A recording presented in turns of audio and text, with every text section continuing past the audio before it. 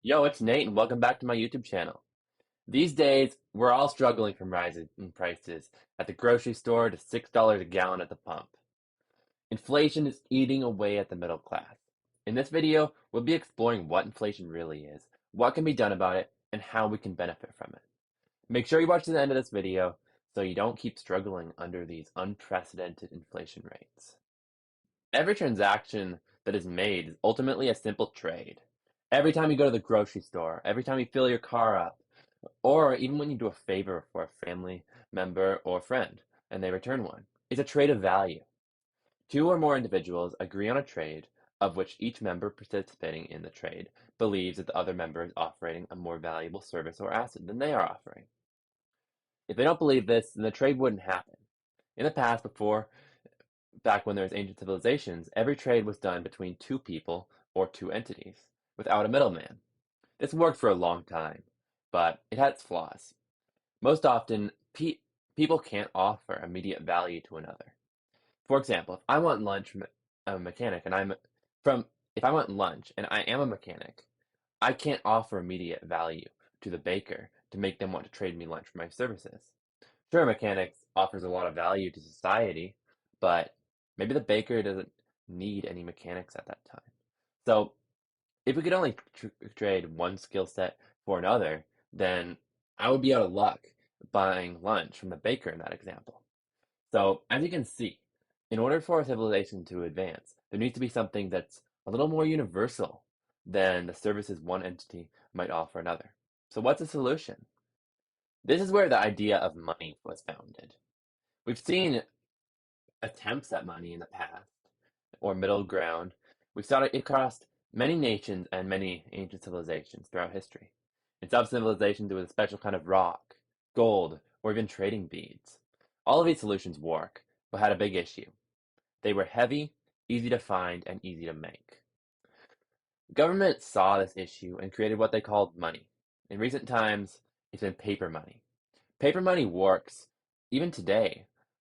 It works well today, but because you can go to the store and buy anything you like with some cash. But it has a fundamental flaw: inflation. You yourself can't print more cash, and neither can I, but the government can and does. I don't blame them because they want to keep taxes low-ish, and it's an easy source of free, fake wealth. Again, I don't blame them. If I could print money legally and easily, I would. I'm sure you would too. I think we all would. We would be living the high life right now, right? No.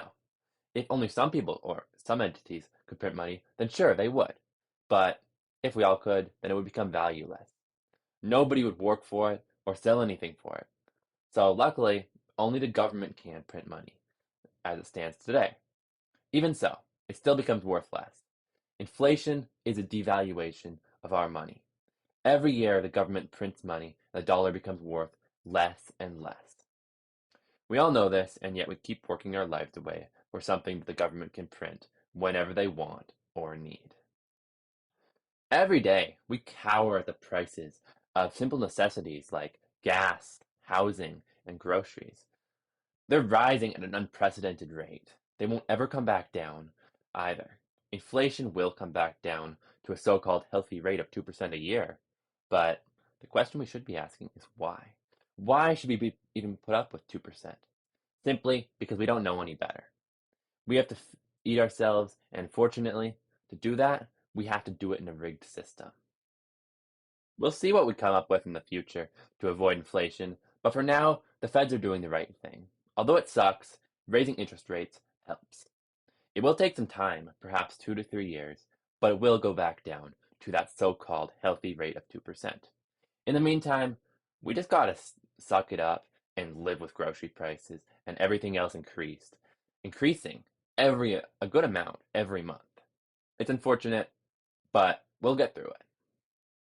I mentioned things that can be done by others, but what about us on an individual level? It's really simple.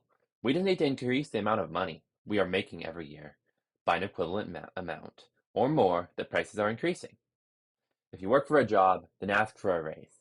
Mention how much inflation has risen, and ask to see what an equivalent position such as yours would have made 5 years ago. Then calculate what that would be adjusted for inflation today. If you're an entrepreneur, then scale your business up if at all possible, and if not, then raise your rates, or do both, of course. There's not much good in inflation, however, there are a few things that we can do to benefit from it. If we buy appreciating assets before they go up even more, buy up some of your favorite tech stocks since they've fallen so much, or invest in some good crypto projects. That will help. Everything I mentioned there involves already having money, and simply, it just sucks. Inflation won't hurt people that already have plenty of money because they will invest their money. It only hurts those that are hurt worst by it, the middle class and the lower class. That said, it's not a bad idea to save up some money by living with others, to save money and pooling your money together to buy some appreciating assets. That way, you'll at least do better than if you didn't do anything. Moral of the story, inflation sucks, and you're probably going to be hurt by it unless you're already rich. We've got to get another monetary policy in place to prevent this from happening in the future.